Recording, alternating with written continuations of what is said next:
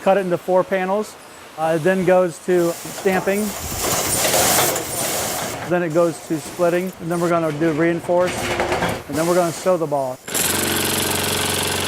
If you need a visual reminder just how powerful and destructive this storm was, drive around the Laurelville area in Hocking County. You'll see trees twisted and destroyed along streets, and then just across the way, homes destroyed like this one. Hundreds of people were here today to honor every name on this wall. There's thousands of names. These are civilians that lost their lives about 18 years ago in Manhattan in those terrorist attacks. Now, on the other side of the wall, there's about 400 names of first responders who also lost their lives that day. That is on this giant marble slab here on this side of the wall here at First Responder Park in Hilliard.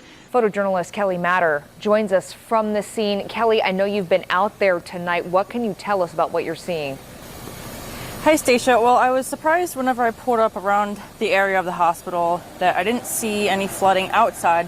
But when I got closer to the hospital, I did see several sandbags laying up against doors and several police officers, firefighters, and they were all grabbing bags and putting them around doors. We're told that that driver, it was in a red Honda SUV, that driver was taken to the hospital. No word on the extent of their injuries, but they did tell us that the person who passed away, the person who was walking down the side, is an adult male. Take a look behind me. You can see that there are still flames inside of this factory.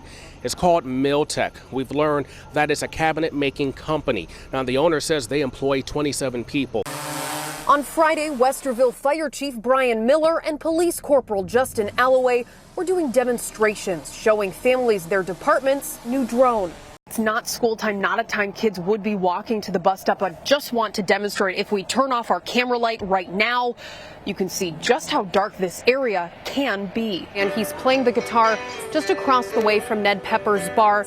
And I want you to look down. He has a sign. He says he will be playing Amazing Grace nonstop until about 1 this morning. His message and the message from so many: light will conquer darkness. I want you to take a look at just how much snow has started to accumulate. This is on the grass, but come with me over here.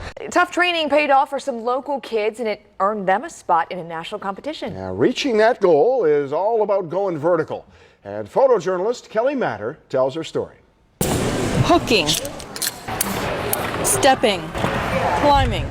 It may look easy for these athletes, but it takes dedication and qualifying to compete at a national level. Pull, Ash. It does the breast and the ovarian. The women all in different stages of a fight against breast cancer. Would have never thought in a million years that all 3 of us would get it. It started in 2012 when Mom was diagnosed with breast and ovarian cancer. A little scary. Didn't know the history before that. Since then, gosh, I don't want to cry. Then in 2015, at age 27, daughter Kendall's scan found a lump. Next, she was having a double mastectomy and 4 rounds of chemo. Many of them coming from underserved communities plagued by violence. Pounding the leather serves as a positive outlet off the streets. Instead of picking up a gun, pick up the boxing gloves, that way you can release some stress and do some things positively. I have never, in all of my time here in Columbus, going to playoff games for the CBJ, seen it like this. And no one has. This is history right here. This team, for the first time, moving on in the playoffs.